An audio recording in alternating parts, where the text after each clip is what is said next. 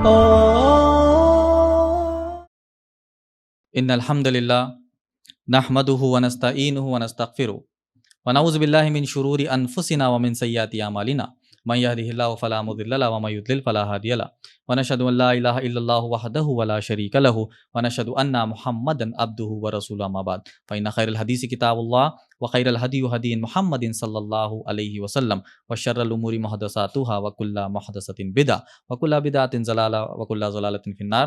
اعوذ بالله من الشيطان الرجيم. بسم الله الرحمن الرحيم. فان امنوا بمثل ما آمنتم به فقد اهتدوا وان تولوا فانما هم في شقاق. بسم اللہ الرحمن الرحیم. رب اشرح لی صدری ویسر لی امری واحلل عقدۃ من لسانی یفقہوا قولی. مجلس میں موجود تمام میرے بھائیوں کا اور بہنوں کا میں اسلامی طریقے سے استقبال کرتا ہوں. السلام علیکم ورحمۃ اللہ وبرکاتہ. عنوان: اصل اسلام کون سا ہے؟ یہ جو عنوان ہے یہ سوالیہ انداز میں ہے اور اس سوال کو کوئی بھی کر سکتا ہے، ہر کوئی.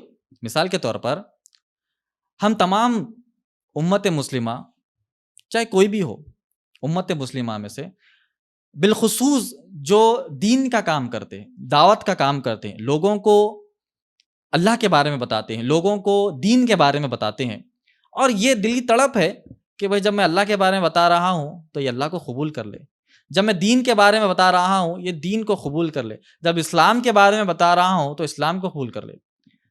اگر آپ کی دعوت پر، آپ کے اللہ کے تعارف دینے پر سامنے والا آپ سے سوال کر دے، بھائی آپ تو اللہ کے بارے میں بتا رہے ہیں، آپ تو دین کے بارے میں بتا رہے ہیں، آپ تو اسلام کے بارے میں بتا رہے ہیں، جب میں نے خود ریسرچ کیا ہے میرے بلبوتے پر، چاہے وہ انٹرنیٹ کی شکل میں ہو یا میگزینز کی شکل میں ہو یا کوئی بھی شکل میں ہو، میں نے جب ریسرچ کیا ہے تو مجھے اسلام کے مختلف جو ہے قسم کے فرقے ملے، مختلف قسم کے لوگ ملے.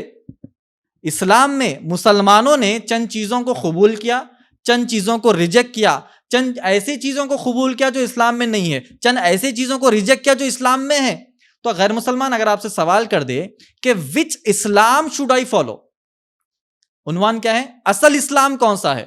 تو اگر غیر مسلمان آپ سے پوچھ لے کہ وچ اسلام شوڈ آئی فالو، آپ جو ہے مجھے اسلام کی دعوت تو دے رہے ہیں، اللہ کے بارے میں تو بلا رہے ہیں، اللہ کے بارے میں تو بتا رہے ہیں، اسلام کی دعوت تو دے رہے ہیں، بٹ کون سے اسلام میں آؤں، کون سا دین فالو کروں، کون سا طریقہ فالو کروں؟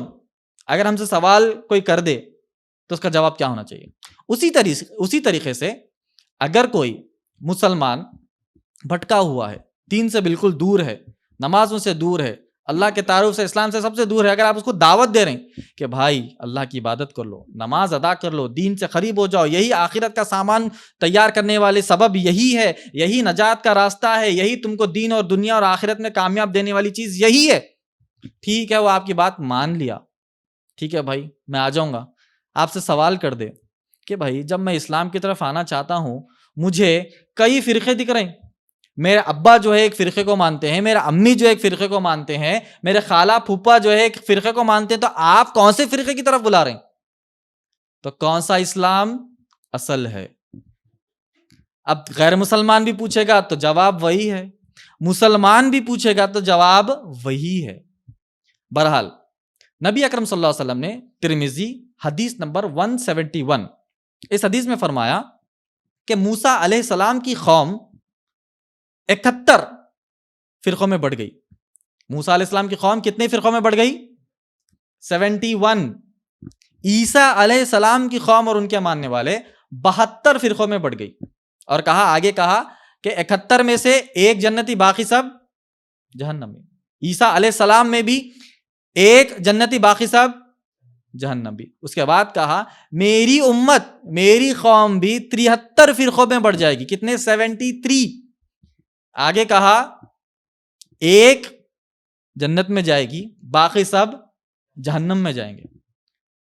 جیسے ہی نبی اکرم صلی اللہ علیہ وسلم نے صحابہ کے سامنے یہ پیش کیا، یہ بات بتائی، تو صحابہ نے پلٹا کر یہ نہیں پوچھا اللہ کے نبی بتائیے کہ وہ 72 کون جہنم میں جانے والے ہیں.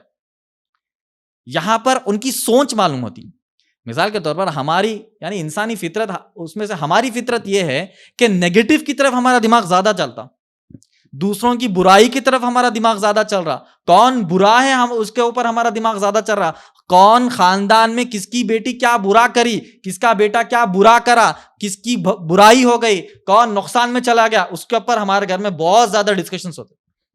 اس کے تعلق سے ہمارے جو ہے میٹنگز میں, ہمارے مجالس میں یہی گفتگو ہو رہی کہ نیگیٹو کیا ہے. صحابہ کا مزاج ویسا نہیں تھا. صحابہ جو پازیٹیو ہے اسی کو لیے اور آگے بڑھتے چلے گئے. تو صحابہ کا سوال کیا ہے, صحابہ نے پوچھا اللہ کے نبی, وہ ایک جو جنت میں جانے والا ہے نا 73 میں سے, آپ کی امت میں سے, وہ فرقہ کون سا ہے, ان کے کوالٹیز کیا ہے. صحابہ کا انٹلیکچوئل سوال کیا ہے کہ بھئی وہ فرقہ کون سا ہے. یہ نہیں پوچھا کہ 72 کون سے ہے, عیسیٰ علیہ السلام کے کون سے جو ہے فرقے جہنم میں گئے, موسیٰ علیہ السلام کے کون سے فرقے جہنم میں گئے, اس کے بارے میں تفصیل بتائیے. اللہ کے نبی پوچھا. صحابہ کو اتنی ضرورت نہیں ہے, اتنی ڈیٹیل میں جانے کی ضرورت نہیں ہے. انہوں نے صرف پازیٹیو چیزوں کو گراب کیا اور آگے بڑھتے چلے گئے. تو اس سے سبق ہم کو کیا مل رہا ہے کہ معاشرے میں, ہمارے خاندان میں, ہمارے قبیلے میں, یا ہماری زندگی میں ہم سے جو کچھ جڑا ہوا ہے ان سے سب چیزوں سے ہم پازیٹیو چیزیں حاصل کریں. نیگیٹو اگر کریں گے تو نیگیٹو کی طرف جائیں گے. اور انسانی مزاج اور فطرت یہی ہے. ایک عالیشان محل کے اندر اگر کوئی دھبا لگے ہوا ہے نا, تو ہمارا دماغ وہ دھبے کی طرف ہی جاتا. ارے بھائی دھبا لگے ہوا ہے, یہ نہیں بولیں گے کہ عالیشان محل ہے.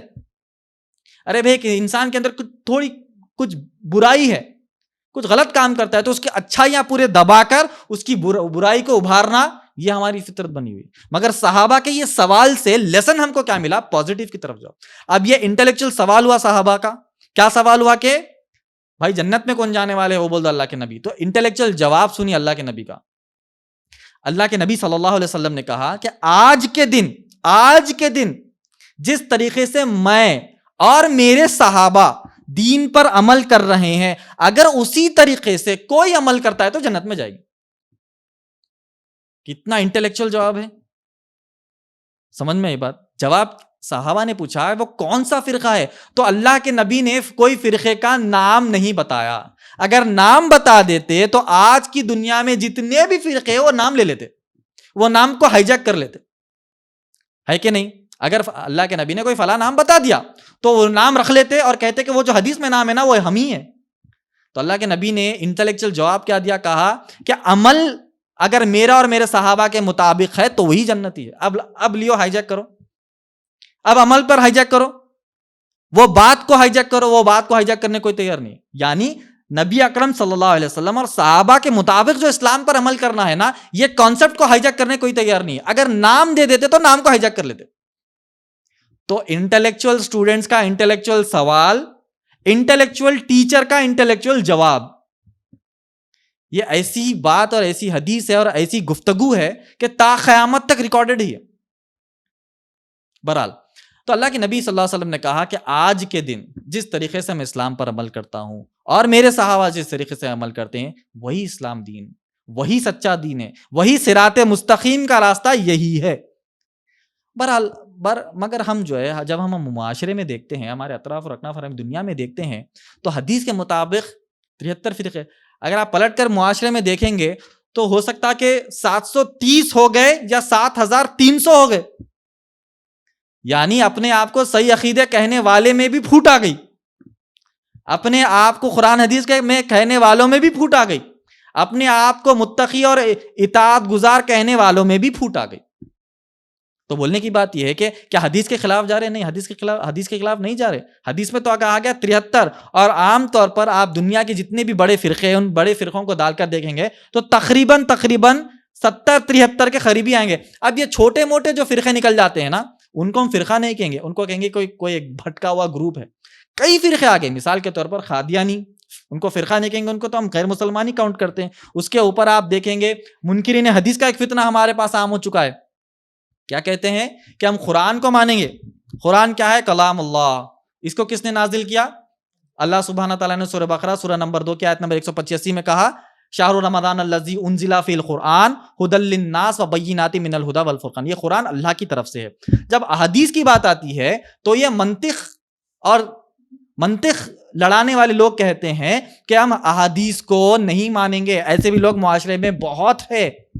معاشرے کی جب بات کر رہا ہوں میں تو پڑوسی ملک میں نہیں, پڑوسی شہر میں ہی ہے, بازو کے ایریے میں ہی ہے. ہمارے ایریے, ہم جس ایریے میں ہیں اسی ایریے میں کئی سارے, ہم کو یہی ایریے میں آپ کو کئی سارے ایسے لوگ مل جائیں گے جو صرف کہتے ہیں کہ ہم قرآن کو مانیں گے, احادیث کو نہیں مانیں گے. ان کو کہیں گے منکرین حدیث, یہ حدیث کا انکار کرتے ہیں, مگر دکھنے میں آپ کو برابر مسلمان دکھیں گے, دکھنے میں آپ کو متقی پرہیزگار دکھیں گے. تو اس سے پہلے بھی ہم نے کئی بار ہمارے بیانوں میں کہا کہ جب بھی ہمارے گھر کے رشتے ہوتے, ہمارے بچوں کے رشتے ہوتے, تو برابر جانچ پڑتال کر لینا.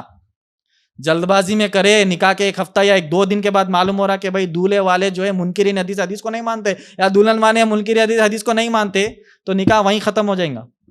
کیونکہ حدیث کو نہیں ماننا نبی کو نہیں ماننے کے برابر ہے. اور ان کی لاجک منطق اتنی بیکار اور اتنی فضول ہے کہ چھوٹا بچہ بھی جواب دے سکتا. کہتے ہیں کہ حدیث جو ہے سالوں برسوں بعد لکھی گئی, نعوذ باللہ, اور انسانوں کے ذریعے لکھی گئی. تو پوچھیں گے کہ قرآن کو کس نے لکھا, یعنی لکھا کس سے, ریکارڈ کس نے کیا؟ اس کو بھی انسانوں نے ہی ریکارڈ کیا نا.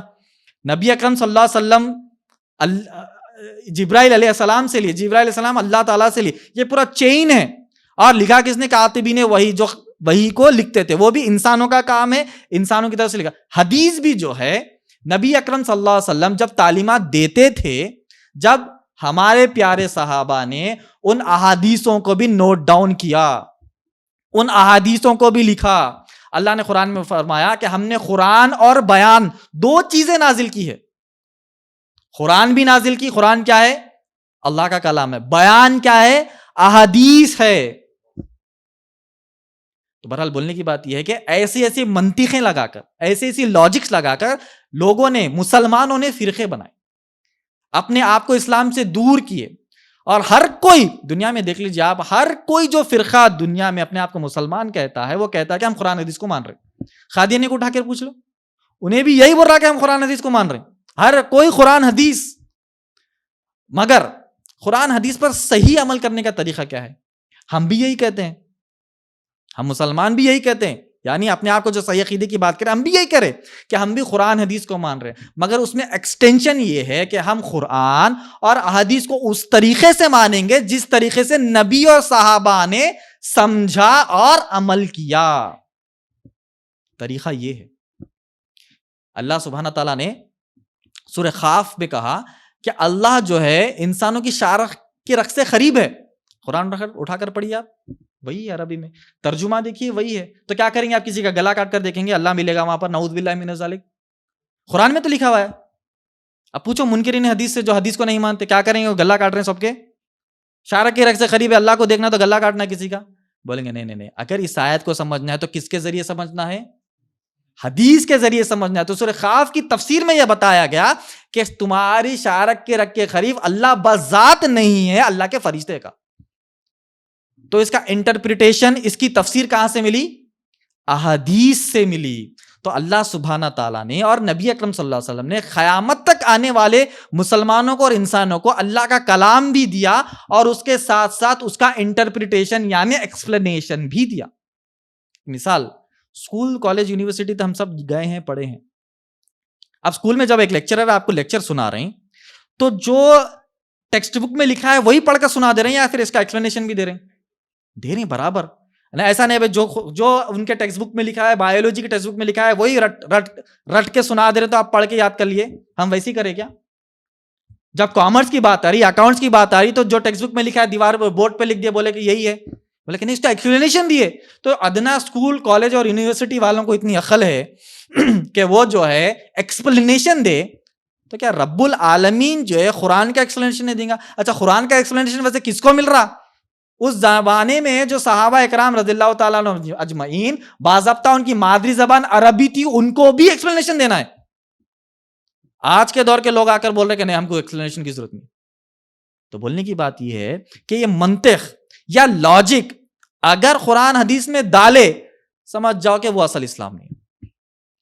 ہمارا سوال, ہمارا عنوان کا سوالیہ عنوان یہ ہے کہ اصل اسلام کون سا ہے, یہ ہم کو سمجھنا ہے. اگر یہ سمجھ گئے تو باقی اس سے جتنے بھی کانٹراڈکٹ کریں گے وہ نہیں ہے. سمجھ میں آ گئی بات؟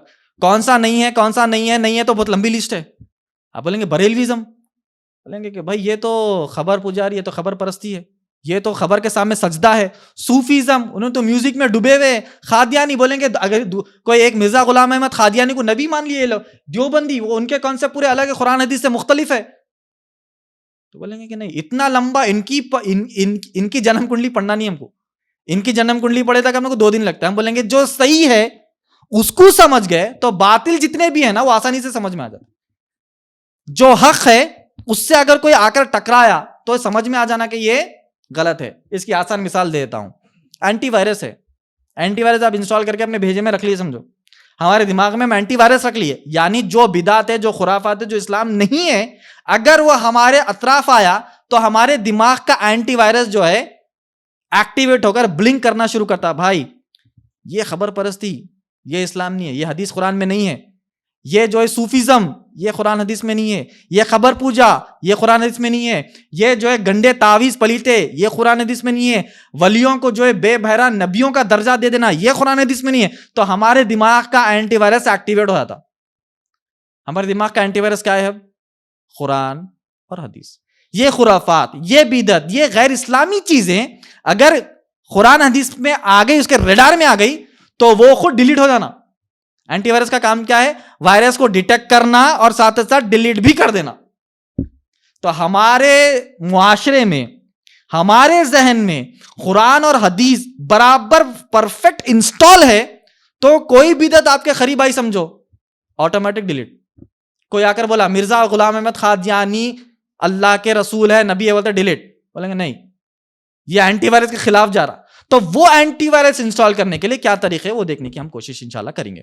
اللہ سبحانہ تعالیٰ نے سورہ بقرہ سورہ نمبر 2 کی آیت نمبر 137 میں فرمایا فَإِنْ آمَنُوا بِمِثْلِ مَا آمَنْتُمْ بِهِ. اگر تم لوگ ایمان لاتے ہو، کون؟ صحابہ کے بعد جتنے بھی لوگ ہیں، اگر تم لوگ ایمان لاتے ہو ان کی طرح، صحابہ کی طرح، مثال دیا فَإِنْ آمَنُوا بِمِثْلِ مَا آمَنْتُمْ بِهِ فَقَدْ اهْتَدَوْا، تو پھر تم صحیح راستے پر ہے. وَإِنْ تَوَلَّوْا، اگر تم صحابہ کے راستے کو چھوڑیں گے فَإِنَّمَا هُمْ فِي شِقَاقٍ، اللہ سبحانہ تعالیٰ تم کو فرقوں میں توڑ کر رکھ دے گا. اور ہم نے وہی ہوتے دیکھا. ہم نے ایز اے امت مسلمہ ہم نے صحابہ کے راستے کو چھوڑا اور توڑا، تبھی اتنے فرقے دنیا میں پھر رہے ہیں. اب آپ اطراف اور اکناف اپنے معاشرے میں دیکھ رہے ہیں. تو طریقہ کیا ہے، رول کیا بتا دیا اللہ سبحانہ تعالیٰ نے کہ اسلام پر، دین پر عمل کرنا ہے تو صحابہ کا راستہ اختیار کرو. سورہ احزاب سورہ نمبر 33 کی آیت نمبر 21 میں اللہ سبحانہ تعالیٰ نے کیا فرمایا؟ لَقَدْ كَانَ لَكُمْ فِي رَسُولِ اللَّهِ أُسْوَةٌ حَسَنَةٌ، تمہارے لیے سب سے بہترین اگزامپل نبی اکرم صلی اللہ علیہ وسلم ہے. ہم کو، آپ کو اور ہمیں کوئی ایک ایسے عالم، کوئی ایسے مرشد، کوئی ایسے پیر، کوئی ایک ایسے ولی جو قرآن حدیث سے ہٹ کر جو بات کرتے ہیں، ان سے اگر ہم لے لیں گے علم تو یقین جانیے جہنم کا جو انوگریشن ہے، جہنم میں سب سے پہلے جو داخل ہوگا وہ کون ہے؟ وہ مسلمان ہوں گے جو اپنے آپ کو مسلمان کہیں. وہ ایسے علماء ہوں گے جو اپنی عوام کو قرآن حدیث سے دور کرتے تھے. جہنم میں کوئی فرعون جانے والا نہیں ہے. جہنم میں سب سے پہلے کوئی ابو جہل جانے والا نہیں ہے. جہنم میں سب سے پہلے جانے والا مسلمان ہوگا جو عالم ہوگا، جو اپنے آپ کو عالم کہتا ہوگا، اور وہ اپنے علم سے اپنی عوام کو، اپنے سننے والوں کو اللہ رسول سے دور کرتا ہوگا. تو ہم بولیں گے کہ ایسے عالم، ایسے ولی، ایسے جو سپیکر جو قرآن حدیث کی بات کرتے ہیں، ان کو چھوڑنا ہمارے لیے لازم ہے. بہرحال آ جائیے ہماری عنوان کے تحت. ہمارا اسلام کون سا ہے؟ اسلام پر عمل کرنے کے لیے علماء اکرام نے جو ہے چند رولز، چند شرائط بتائے ہیں، اور وہ رولز، وہ شرائط جو ہے، وہ شروط جو ہے عام آدمی کے اچھے سے سمجھ میں آ جائیں گے. بہت آسان کر بتا دیا. سب سے پہلا کیا ہے؟ عقیدہ. جب عقیدے کی بات آتی ہے تو علماء اکرام نے کہا عقیدے میں شرک نہیں ہونا چاہیے. عقیدہ کیا ہے؟ آپ کا، ہمارا عقیدہ کیا ہے؟ کہ بھئی اللہ ہی جلاتا ہے، اللہ ہی مارتا ہے، اللہ ہی صحت دیتا ہے، اللہ ہی آزماتا ہے، اللہ ہی مردوں کو سناتا ہے، اللہ ڈائریکٹ سنتا ہے. یہ سب کس نے کہا؟ قرآن میں. اللہ سبحانہ تعالیٰ نے قرآن مجید میں کیا کہا؟ کہ تم مجھے پکارو میں تمہاری سنتا ہوں. اگر کوئی کہا کہ بھائی کسی کے ذریعے جاؤ تو ہم کہیں گے یہ اسلام صحیح نہیں ہے, یہ ورژن صحیح نہیں ہے, یہ طریقہ صحیح نہیں ہے. تو سب سے پہلے علماء نے کیا بتایا کہ جب عقیدے کی بات آتی ہے تو عقیدے میں کوئی طریقے کا شرک نہیں ہونا چاہیے. اب شرک میں آ گیا, شرک تو ہو گیا. اب نبی اکرم صلی اللہ علیہ وسلم کے اوپر عقیدہ, کہے کہ نبی اکرم صلی اللہ علیہ وسلم جو ہے غیب کا علم رکھتے تھے, کہے کہ نبی اکرم صلی اللہ علیہ وسلم جو ہے ہماری بنا کوئی جو ہے پوچھ تاچھ کے سفارش کر دیں گے, نبی اکرم صلی اللہ علیہ وسلم جو ہے خبر میں ہماری سنتے ہیں, مطلب فریادیں لے جاتے ہیں اللہ تک. ہم بولیں گے نہیں, یہ عقیدہ کیا صحابہ کا تھا. نبی اکرم صلی اللہ علیہ وسلم کی وفات کے بعد 110 سال تک صحابہ زندہ تھے. آخری صحابی 110 سال نبی اکرم صلی اللہ علیہ وسلم کی وفات کے بعد کوئی صحابی نے نبی اکرم صلی اللہ علیہ وسلم کی مزار کے پاس جا کر, ان کی خبر کے پاس جا کر اللہ سے التجا نہیں کی, دعا نہیں کی. تو آج ہم جو ورژن دیکھتے ہیں, آج ہم جب طریقہ دیکھتے ہیں ہمارے معاشرے میں, ہم بولیں گے ان سے کنیکٹ کرو. اللہ نے قرآن میں کیا کہا؟ صحابہ کا راستہ. کیا یہ صحابہ کا راستہ ہے؟ ہم بولیں گے صحابہ کا راستہ اگر یہ نہیں ہے تو جو راستہ صحابہ کا نہیں ہے وہ جہنم میں جائے گا. ہم خطبہ شروع کا جو خطبہ پڑھتے ہیں اس میں ہم کیا کہتے ہیں؟ کلو بدعۃ ضلالہ وکل ضلالۃ فی النار. چھوٹی چیز اگر دین کے باہر ہے تو وہ بدعت ہے, اور ہر بدعت گمراہی ہے, اور ہر گمراہی جنت میں جانے والی ہے. یہ چیز ہم کو سمجھنا ہے. اگر چھوٹی بدعت کو بھی ہم یہ سمجھے, چھوٹی بدعت کو بھی یہ سمجھے کہ یہ بدعت ہے بھائی کیا ہوتا, تو سمجھ جاؤ کہ وہ بدعت کا باعث یہ بن سکتا ہے کہ ہم جو ہے جہنم میں جانے کا سبب بن سکتے ہیں. تو کہا سب سے پہلے علماء نے کہا عقیدہ سب سے پہلے درست ہے. عقیدہ سب سے پہلے درست ہے. عقیدے کی درستگی میں کیا ہے؟ اللہ سے شرک کسی بھی قسم کا نہیں ہونا چاہیے. نہ شرک اکبر ہونا چاہیے, نہ شرک اصغر ہونا چاہیے. اور نبی اکرم صلی اللہ علیہ وسلم کے اوپر جب ہم عقیدہ رکھتے ہیں, نبی اکرم صلی اللہ علیہ وسلم پر ایمان لاتے ہیں, تو اسی طریقے سے جس طریقے سے صحابہ کا عمل تھا, جس طریقے سے صحابہ کا عقیدہ تھا. اب آگے سب سے پہلا پوائنٹ ہم نے سمجھ گیا کہ جب ہم کون سا اسلام صحیح ہے, اگر کوئی سوال غیر مسلمان یا مسلمان پوچھے تو بولنا کہ سب سے پہلا پوائنٹ عقیدے میں شرک نہیں. وہ اللہ کی طرف کا عقیدہ کیوں نہ ہو یا نبی اکرم صلی اللہ علیہ وسلم کی طرف کا عقیدہ کیوں نہ ہو, یہ ہم کو کلیئر ہونا چاہیے. اس کے بعد آ جائیے عبادات. جب ہم عبادات کرتے ہیں تو اس میں بدعت نہیں ہونا چاہیے. جو بھی ہم عبادات کر رہے ہیں اس میں بدعت نہیں, بدعت لیس عبادت ہونی چاہیے. اب ہمارے پاس کئی لوگ ہیں ایسے کہ بھائی ہر چیز کر لو, ثواب تو اللہ دینے والا ہے نا, اجر تو اللہ دینے والا ہے, ہر چیز کر لو. تو ہم بولیں گے ہر چیز جو آپ دین کے نام پر ثواب کی نیت سے عمل کر رہے ہیں تو کہیں گے کہ اس کا اپروو نبی اور صحابہ کی طرف سے ہونا چاہیے. بولے مثال کے طور پر بولے کہ بھائی نہیں, میں اللہ سے اتنی محبت کرتا ہوں, نماز سے اتنی محبت ہے مجھے, میں فجر میں جو ہے 25 رکعت پڑھوں گا. تو بولے کہ ایسا تو پڑھنا ضروری ہے, ایسا تو پڑھنا صحیح نہیں ہے. تو بولے کہ نماز پڑھنا کیا صحیح نہیں ہے بھائی؟ نہیں بھائی فجر کی میں 25 پڑھوں گا. تو بولیں گے نہیں, فجر کا جو طریقہ ہے وہ نبی نے ہم کو بتایا ہے, 2+2 2+2 بولتے 2+2 ہی ہے, وہ 25 تک نہیں جا سکتے آپ. نوافل ایک الگ چیز ہے, مگر فجر کی نماز سے اگر پڑھنا ہے تو بولے کہ نماز پڑھنا اچھی چیز ہے بری چیز ہے؟ بولے اچھی چیز ہے, تو 25 کیوں نہ پڑھوں میں؟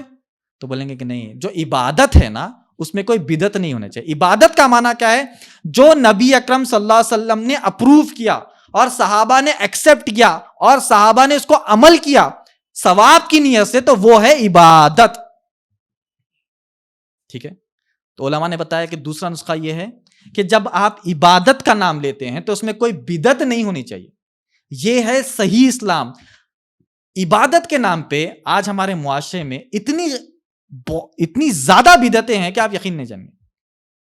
مثال کئی دے سکتے ہیں ہم کہ بھائی عبادت کے طور پر لوگ جو ہے اللہ کو چھوڑ کر کسی اور کی نظر و نیاز کر, عبادت کے طور پر لوگ جو ہے آیت کریمہ پڑھ رہے, قرآن کی ہر آیت کریم والی ہے, مخصوص ایک آیت کو آیت کریمہ بنا کر 2 لاکھ 5 لاکھ کوئی پھل فروٹ کے بیج لے کر پڑھنے بیٹھ جا رہے ہیں.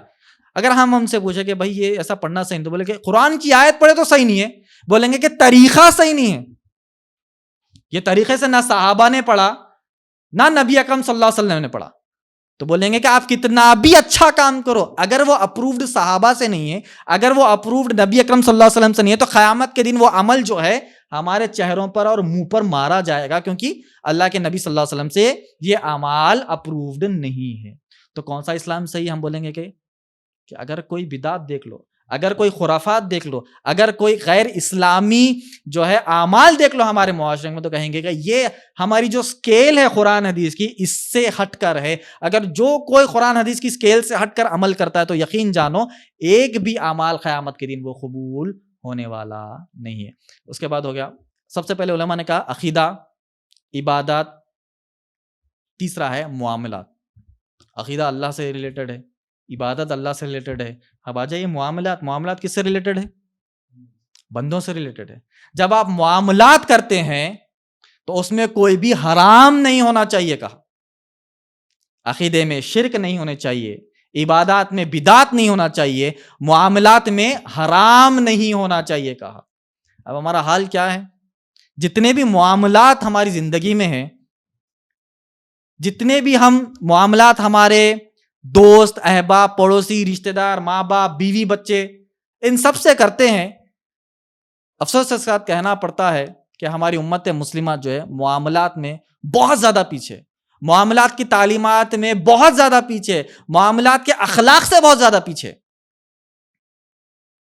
ابھی ہمارے پاس تھوڑی دیر پہلے کیس آیا، پروگرام سے پہلے ہی، کہ خاتون آ کے بتا رہے تھے کہ بھائی ان کے شوہر جو ہے بہت اذیتیں دے رہے ہیں، بہت مار رہے ہیں، بہت پیٹ رہے ہیں، 3 سال سے غلط الزامات لگا رہے ہیں، تہمتیں باندھ رہے ہیں، ساس ستا رہے ہیں، سسرے ستا رہے ہیں، تو کرنا کیا؟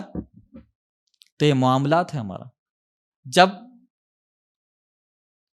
ایک جوڑا نکاح میں باندھا جاتا ہے تو جب ہم آپ تمام، میں سمجھتا ہوں کہ آپ سب کے گھروں میں جو ہے نکاح نامہ کی چھوٹی کتابیں ہیں، ہری کلر کی، لال کلر کی، کبھی پڑھنا ہوا کبھی کھول کر پڑھیے انشاءاللہ۔ پرسوں میں ایک پروگرام تھا ایسے ہی اسی کے اوپر، ڈومیسٹک وائلنس کے اوپر، تو کتاب میں کیا کیا لکھا ہوا ہے وہ جا کر میں وہاں بتایا ہوں۔ اب کیا لکھا ہوا ہے اس میں؟ نوشا تو خوشی میں رہتے، انہوں تو جہاں بولے وہاں سائن کر دیں گے اس دن، تو مطلب آپ کا نکاح ہے صاحب، جہاں سائن کر دیتے وہیں کچھ تو بھی پراپرٹی کے پیپرز ہوتے سائن مار دیتے، تو خوشی میں رہتے۔ نوشا پڑھنا تو بھول جاؤ، نوشا کے گھر والے بھی نہیں پڑھ رہے، اور کمبخت یہ بھی ہمارا معاشرہ بن چکا ہے کہ قاضی صاحب تو ایٹ لیسٹ پڑھ کے سنانا نا۔ بولنے کی بات یہ، سورہ مائدہ سورہ نمبر 5 کی شروع کی آیتوں میں اللہ سبحانہ تعالیٰ نے کہا اے لوگوں جو ایمان لائے اپنے وعدوں پر کھڑے اترو، بولے۔ تو ہم جو نکاح کی کتابوں پر سائن کیے ہیں نا، اس میں ہم نے وعدے کیے ہیں، زوجین کے وعدے ہیں، وہاں پر شوہر کی کیا کیا اطاعت اور اتباع کرنا ہے اس کے وعدے ہیں۔ دلہن سے کہا گیا تمہاری کیا رسپانسبلٹیز اور رائٹس ہے، اس میں دولہے کو کہا گیا کہ تم اپنی بیوی کے ساتھ بہت عزت اور احترام سے پیش آنا۔ نوشا سائن کرے ہوئے وہاں پر۔ یعنی نکاح کس کو گواہ بنا کر کرتے ہیں امریکہ؟ اللہ کو گواہ بنا کر رہے نا، اللہ کو گواہ بنا کر سائن کر رہے، گواہی میں اللہ ہے، اور سائن کر رہے کہ میں میری بیوی سے اچھی طریقے سے پیار محبت سے بات کروں گا، پیش آؤں گا۔ معلوم ہمارا 2 مہینے کے بعد مار کے سجا دیے۔ سائن کیا کرے اللہ کو گواہ بنا کے؟ اس کے بعد لکھا ہوا ہے اس کو کھانا پینا رہنا اس کی ضروریات تم کو دینا ہے، سائن کرا ہوا ہے۔ اس کو بنا وجہ طلاق نہیں دینا، سائن کرا ہوا ہے۔ اگر بچے پیدا ہوتے ہیں تو بچوں کی تربیت کرنا، سائن کرا ہوا ہے۔ بیوی کے واسطے لکھا ہوا ہے کہ کسی ایسے مرد سے بات نہیں کرنا اور کسی ایسے مرد کو گھر میں نہیں بلانا جس کو تمہارا شوہر پسند نہیں کرتا ہے، دلہن نے سائن کیا ہے۔ تو کتابیں کبھی اٹھا کر پڑھیے، اس میں دولہا دلہن نے سائن کیا ہے۔ 99.9% میں دعوے کے ساتھ کہہ سکتا ہوں کہ کوئی دولہا یہ کوشش نہیں کراؤں گا کہ میں سائن کیا کیا، جب سائن کیا معلوم ہی نہیں ہے تو اس کے برخلاف الٹا جا رہا پورا۔ اگر ہمارے جو قاضی صاحب ہے نا، اگر وہی جو ہے 5 منٹ لے کر کیا سائن کرے، نوشا ذرا ادھر جلدی بھاگ رہے، تم فنکشن ہال کو بلا کے بٹھا کے ان کو سمجھائے کہ تم نے ان چیزوں پر سائن کیا ہے، اس کی پابندی کرو، تو ہو سکتا ہے کہ 100 میں سے 10 تو پابندی کریں گے، 20 کریں گے، 25 کریں گے، رہو بھائی سائن کیا میں اللہ کو گواہ بنا کر۔ خطبہ نکاح دیتے ہیں تو خطبہ نکاح جو بھی دیتے ہیں ان کی ذمہ داری ہے کہ بھائی کتاب میں سائن کیا ہے۔ تو یہ ہمارے معاملات ہے، اللہ کو گواہ بنا کر سائن تو کر دے رہی، اس کے بعد جو ہے بیوی کے ساتھ سلوک برا ہے، اس کے ساتھ جو ہے شوہر کے ساتھ سلوک برا ہے۔ ہمیشہ جو ہے عورت مظلوم نہیں ہے, شوہر بھی مظلوم ہے. کئی بار ڈومیسٹک وائلنس کا جو کیس ہے نا, وہ شوہر بھی کر سکتا ہے. میرے سسرال والے مجھے ٹارچر کر کے. تو بولنے کی بات ہے کہ ہمارے عنوان میں یہ کیس کیوں آیا؟ کیونکہ جو ہمارا معاملہ ہے نا وہ حرام نہیں ہونا چاہیے. جو معاہدہ کیا ہے نا کتابوں میں, ہری پیلی نیلی سیاہ نامہ بولتے نا, اس میں سائن کرے ہوئے, نوشا کو بتانا یہ سائن کرے بیٹے, اس میں جو ہے حرام کام مت کرو, تم نے اللہ کو گواہ بنا کر سائن کیا ہے. ہمارا معاملہ جو ہے نا, اب آپ حیدرآباد کی بات لیتا ہوں, حیدرآباد یا اولڈ سٹی کی بات لے لو, 80% 70 to 80% مسلمان ہمارے معاملت داریوں میں سود میں مبتلا ہے. سود میں مبتلا ہے. شرک کے بعد سب سے بڑا وعید جو قرآن میں بتائی گئی اللہ سبحانہ تعالیٰ نے سود کے بارے میں بتایا. اور مسلمان باضابطہ کاروبار کر رہے ہیں اس کے اوپر. اولڈ سٹی بھرا ہوا ہے سود خوروں سے, مسلمانوں کی بات کر رہا ہوں. اور ہماری مسلم بہنیں اولڈ سٹی میں رہن سینٹروں میں ہزاروں کی تعداد میں اپنا سونا, اپنا چاندیا جو بھی سود سینٹر میں ہے. تو اللہ نے کہا کہ جب معاملہ کرتے ہو تو حرام نہیں ہونا چاہیے. حرام کا معنی جس چیز کو اللہ نے حرام کر دیا ہے وہ حرام ہی ہے, تم اپنے اوپر حلال نہیں کر سکتے, کسی بھی صورت میں نہیں کر سکتے. ہاں ایک صورت ہے, اگر وہ استعمال نہیں کریں گے تو مر جائیں گے, تو اس صورت میں حرام حلال ہو سکتا ہے. ورنہ کسی بھی صورت میں, کئی لوگ بولتے ہیں بھائی ایجوکیشن کے واسطے لے سکتے کیا, کئی لوگ بولتے ہیں کہ بھائی وہ میرے بلڈنگ لینے لے سکتے کیا, پلاٹ لینا ہے بھائی فلاں, اس کے بولے کہ نہیں. اللہ سبحانہ تعالیٰ نے سورہ بقرہ سورہ نمبر 2 کی آیت نمبر 265 275 سے 79, آخری آیت 86 ہے, 275 سے 279 میں اللہ سبحانہ تعالیٰ نے سود کی حرمتیں بتائی. کہا کہ ان کو سود کے بارے میں بول دینے کے بعد, سمجھا دینے کے بعد, اگر یہ پھر معاملت داری میں جاتے ہیں تو کہہ دو کہ یہ اللہ اور اس کے رسول کے خلاف جنگ کرنے کے لیے تیار ہو جائے. تو ہم مسلمانوں نے اس چیلنج کو ایکسپٹ کیا, کریں گے ہم. دن میں سود کا کاروبار, رات میں تہجد میں اللہ سے رحمت کی دعا. مطلب پورا الٹا ہی ہے. کیسا بھائی؟ آئی بات سمجھ. صبح جو ہے, مطلب دن کے وقت جو ہے آپ کورٹ کچہری پولیس والوں کو جو ہے گالیاں دے رہے ہیں, اور دوسرے دن جا کر بیل کی عرضی کر رہے ہیں. بولیں گے نہیں یہ کیا ہے بھائی, آپ گالی دے رہے ہیں پھر عرضی ان سے چوری. سود کی پوری معاملت داری, کاروبار ہی اس پہ ہے, گھر اس پہ ہے, کھانا پینا اس پہ ہے, پڑھائی اس پہ, ہر چیز اس پہ. پھر رات میں اگر آپ بیٹھ کے ایسے امت مسلمہ کی بات, انڈیویجل انفرادی طور پر نہیں, میں اجتماعی طور پر بول رہا ہوں, اجتماعی طور پر پھر آپ اللہ سے رحمت کی دعا مانگے تو یقین جانیے کوئی رحمت اللہ کی طرف سے آنے والی نہیں, کیونکہ ہم نے ہماری جانوں پر ظلم کیا, شرک کر کے, خرافات کر کے, نبی اکرم صلی اللہ علیہ وسلم کی بے حرمتی اور اطاعت نہیں کر کے, اور حرام چیزوں کو ہمارے اوپر حلال کر کے, تو اللہ کی رحمت نہیں آنے والی. کتنا بھی گڑ گڑا لو, کتنا بھی تڑپ لو اللہ کے سامنے, کیونکہ اللہ نے ایک فارمولا کے طور پر, ایک پروسیس کے طور پر اس دنیا میں ہر چیز دے دی. جو طریقے سے جو پروسیس آپ کریں گے وہ پلٹ کر آپ کو آئے گا. اگر آپ غور کریں گے اس دنیا میں, یہ دنیا پوری جو ہے نا سرکل میں ہے, یعنی جہاں سے شروع ہوتے ہیں وہیں جاتے ہیں. ایک انسان پیدا ہوا, اللہ کے پاس سے آیا, پیدا ہونے سے پہلے کہاں تھا؟ اللہ کے پاس. اللہ کے پاس سے آیا, پیدا ہوا, بچہ تھا, نوجوان ہوا, بوڑھا ہوا, بہت زیادہ بوڑھا, بیمار ہوا, پھر مر کر کہاں گیا؟ اللہ کے پاس ہی گیا. اس دنیا میں آپ دیکھ لو, جتنے گیلیکسیز آپ دیکھ رہے ہیں کیا ہے, وہ گول شکل میں. سن کیا کرتا؟ روٹیٹ کرتا. ارتھ کا شیپ کیا ہے؟ گول ہے. سیاروں کا شیپ کیا ہے؟ گول ہے. چاند کا شیپ کیا ہے؟ گول ہے. گیلیکسی کا شیپ کیا ہے؟ گول ہے. بلیک ہول کا شیپ کیا ہے؟ گول ہے. یعنی جو اس دنیا میں آپ دیں گے نا, پلٹ کر وہی آپ کے پاس آئے گا. یہ اللہ کا ایک نظام ہے, اس چیز کو سمجھنا ہے. اگر آپ بولیں گے میں سود کے معاملت داریوں میں بہت پکا ہوں, سود کا معاملہ کرتا ہوں, مگر اللہ کی رحمت آنا, تو وہ پروسیس ہی نہیں ہے, پروسیس ہی غلط ہے. وہ کتنا بھی دعا کرو جب تک وہ نہیں چھوڑیں گے. نبی اکرم صلی اللہ علیہ وسلم نے احادیث میں کیا فرمایا؟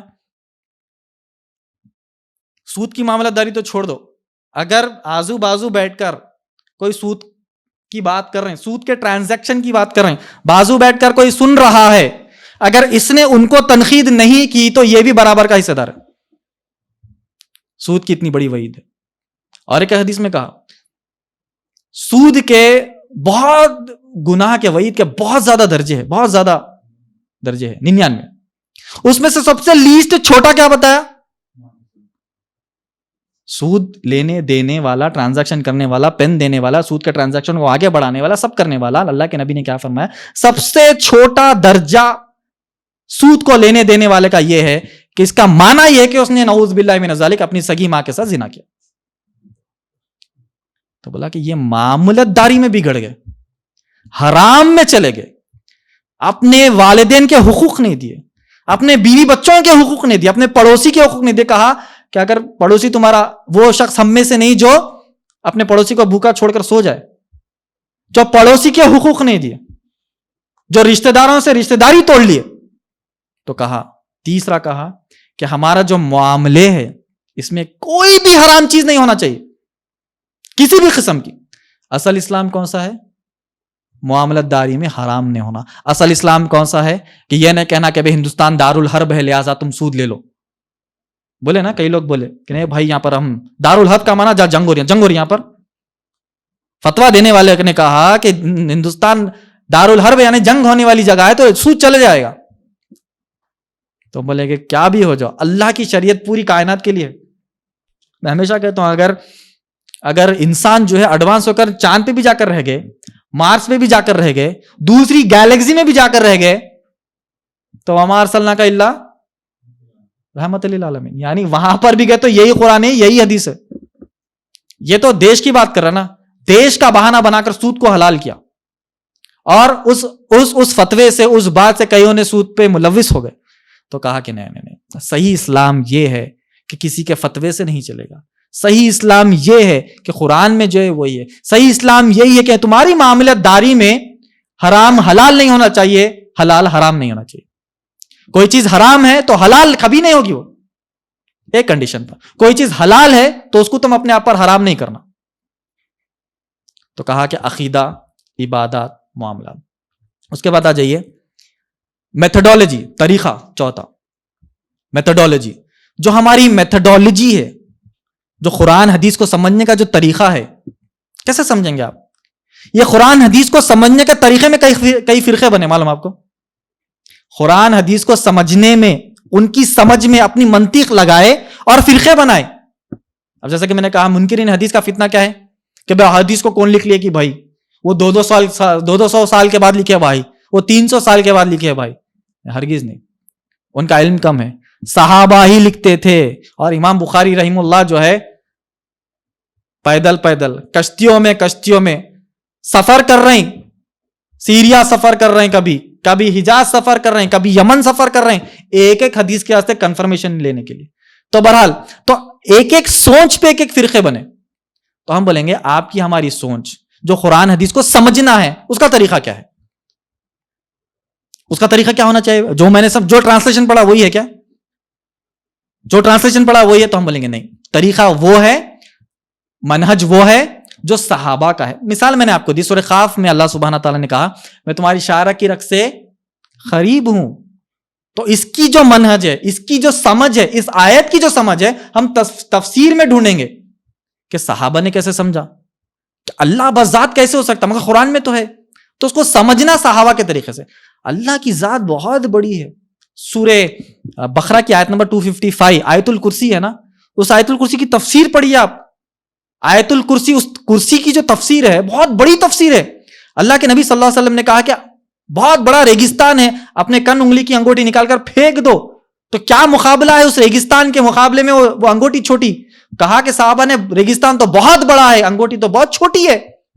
تو کہا کہ جتنے بھی کائناتیں ہیں اللہ کی اس کرسی کے سامنے اس انگوٹھی کی مانند ہے. اور آپ دیکھ رہے ہیں نا، ناسا ٹیلیسکوپ بھیج رہا، billions and billions of galaxies discover ہو رہی. ہماری پڑوسی گیلیکسی کون سی ہے؟ اینڈرومیڈا.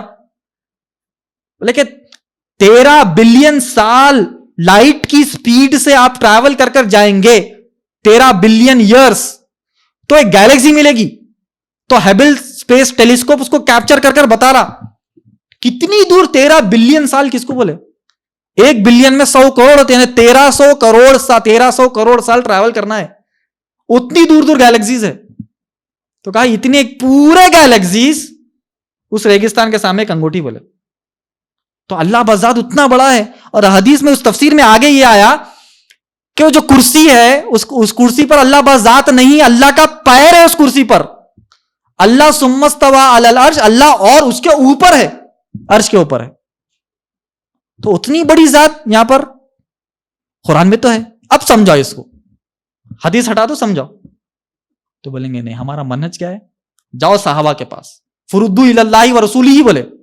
تو رسول صلی اللہ علیہ وسلم نے کیا سمجھایا اس آیت کو, اللہ کے فرشتے. دوسری چیز, دوسری مثال, اب ہماری روح قبض کرنے کون آتے ہیں؟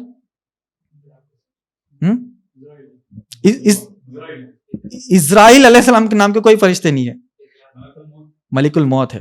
اسرائیل نام سے کوئی فرشتے نہیں ہے, ٹھیک ہے, ملک الموت آتے. اب دنیا میں ایک ہی سیکنڈ پہ 100 لوگ مر رہے, ایک مثال بتا رہا ہوں میں, تو ملک الموت ادھر بھاگ رہے, ادھر بھاگ رہے, ادھر 100 جگہ بھاگ رہے. کیا ہے اس کی مثال؟ ابھی ارتھ ہے اپنا, گلوب ہے, ایک ہی سیکنڈ یعنی 7:30 پر 1000 لوگ کی موت ہو رہی پلانٹ ارتھ پہ. تو ملک الموت کہاں بھاگ رہے؟ 1000 لوگوں کے پاس بھاگ رہے, ایک کا کام ختم ہے, اس کو مارو اس کو مارو. ایسا ہے کیا؟ بولے نہیں, اس کی تفسیر پڑھو.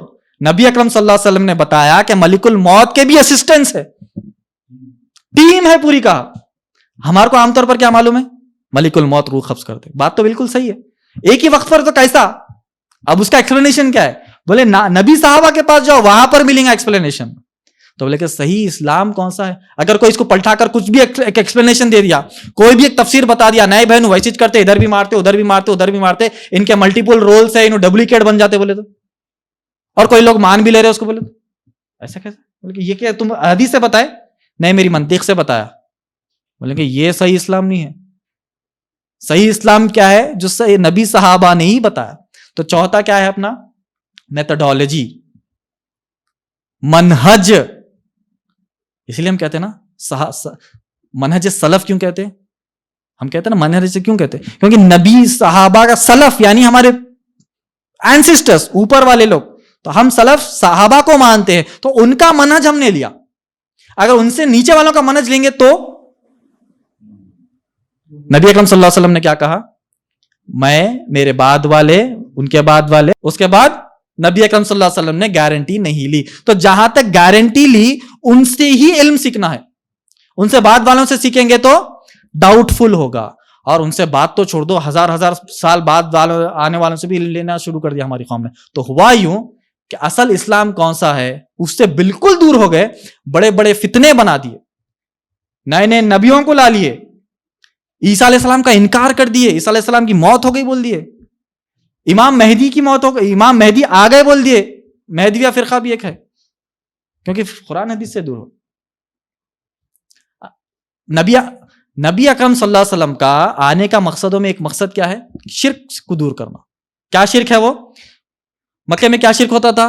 ہم تمام کو معلوم ہے کہ کفار مکہ لات منات نیلا علیہا عزا, یہ 5 بڑے بت تھے کعبے کے اندر.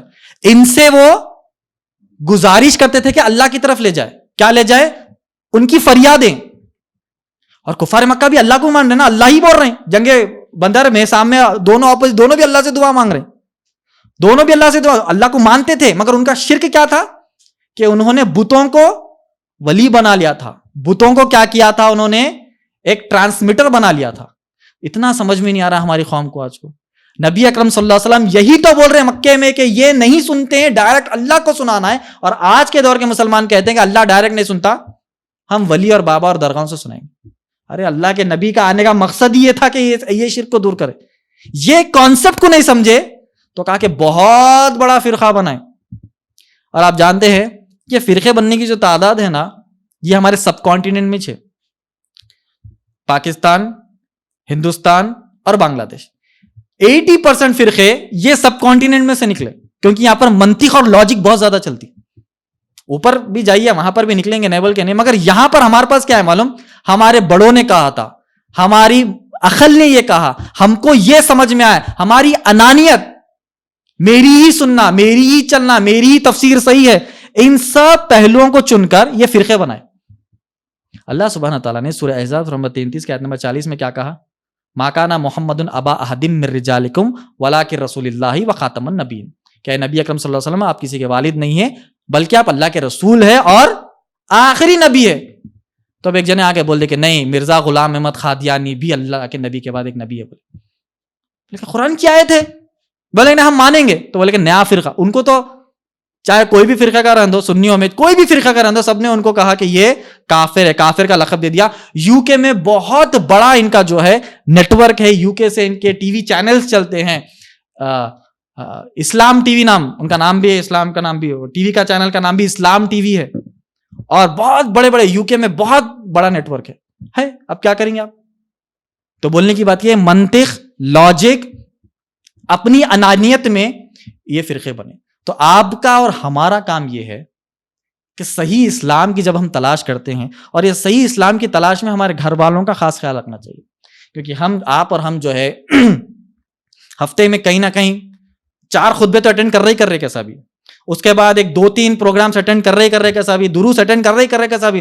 تو ہم کو جو ہے صحیح اسلام کی بھنک لگ رہی ہے, اور ماشاءاللہ سے ہم صحیح اسلام میں آ بھی گئے اللہ کے کرم سے.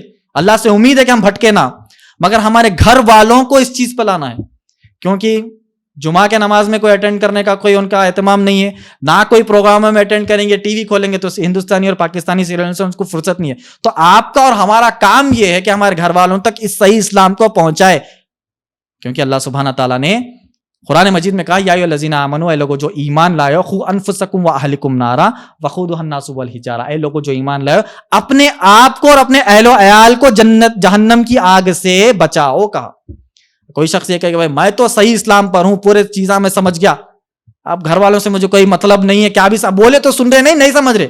لیکن نہیں, ذمہ داری ہے تمہارے اوپر. اچھا, نکاح کی کتاب میں جو سائن کیا ہے نا, اس میں اور ایک پوائنٹ کیا ہے معلوم, اپنی بیوی کو تاکید کرے کہ برابر صحیح وقت پر نماز ادا کرے.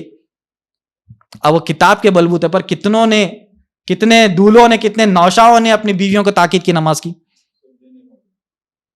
سائن تو کر دیا اللہ کو گواہ بنا کے, سائن تو کر دیا اللہ کو گواہ بنا کے, اور بدبختی کی بات ہے کہ کھول کے پڑھے نہیں, اللہ کو گواہ بنا کے کیا سائن کر دیے.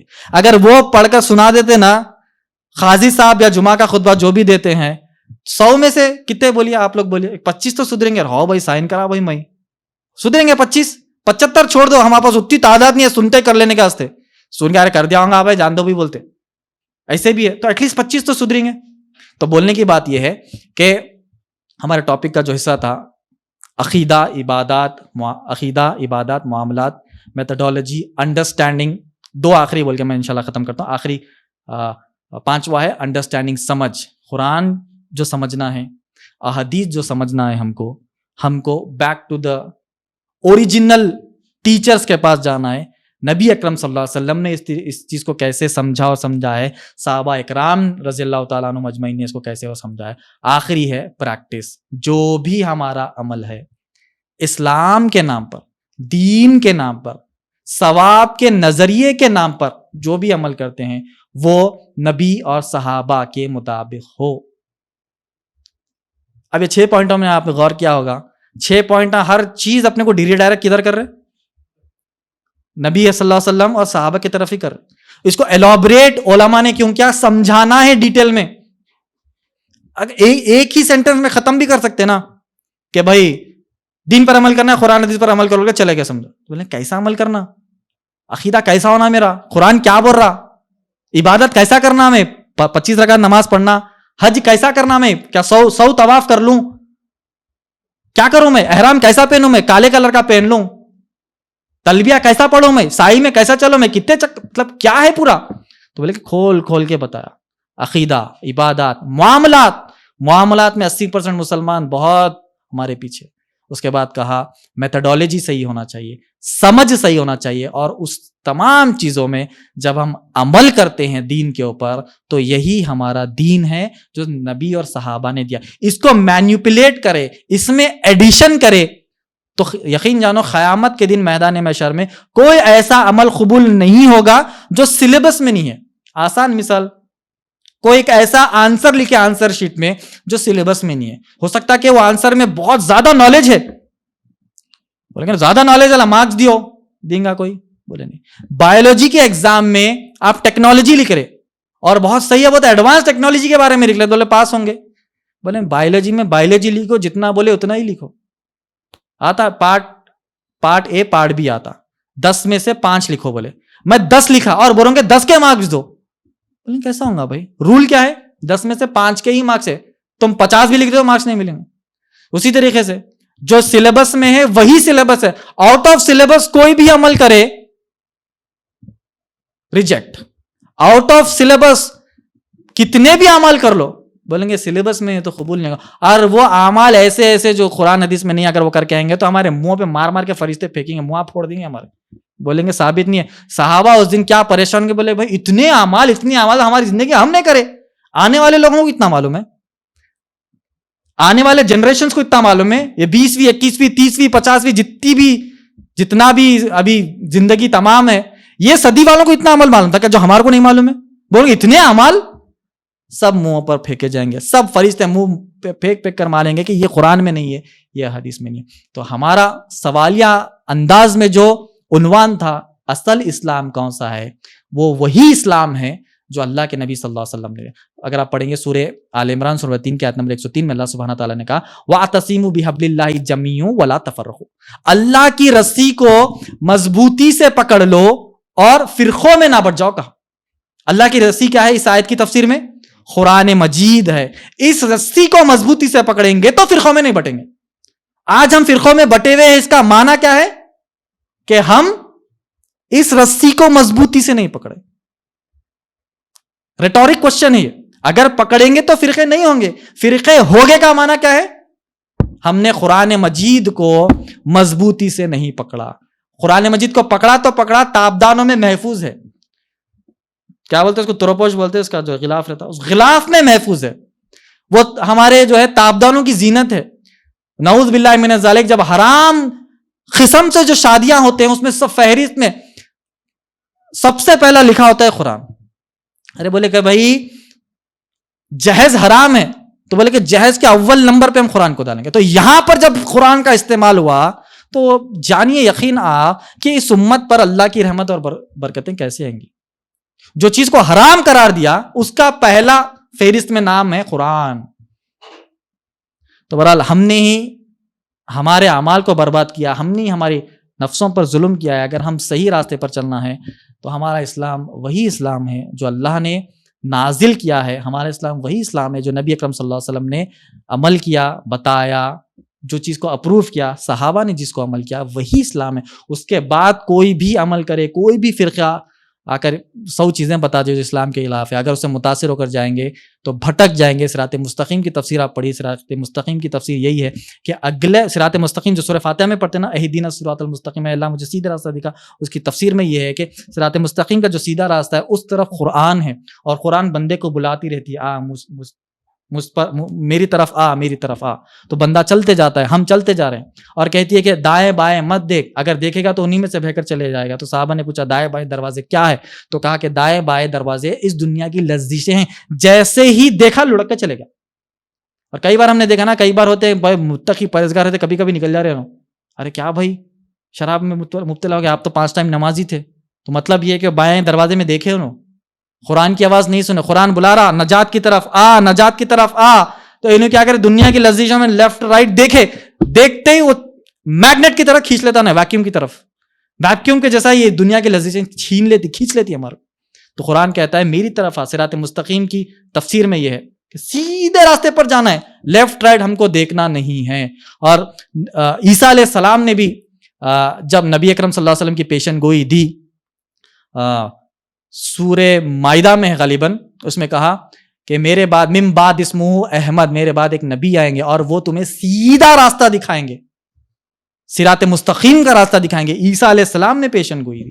تو سیدھا راستہ قرآن، حدیث، نبی اور صحابہ کے منہج اور فہم سے. اس سے ذرا بھی پلٹے تو ان دروازوں سے نکل جائیں گے اور اس دنیا کی لذیذوں میں گم ہو جائیں گے، دنیا بھی کھوئی اور آخرت بھی کھوئی. تو ہمارا کام یہ اللہ سبحانہ تعالیٰ سے دعا یہ ہے کہ اللہ سبحانہ تعالیٰ ہم کو صراط مستقیم کے راستے پر رکھے. اللہ سبحانہ تعالیٰ سے دعا ہے کہ دنیا کی جتنی بھی لذیذیں ہیں، عیش و آرام کی زندگی ہے، بنگلے ہے، پیلس ہے، ورلڈ ٹور ہے، دیکھ رہے ہیں دنیا میں کیا کیا بڑے بڑے چیزیں ہو رہی ہیں، دل مائل کرتا نہیں، جانا، دیکھنا، رہنا، ان ہماری لذیذوں کو کچل دے اور جب کب کچلے جائیں گی وہ؟ جب موت کو بار بار یاد کریں گے.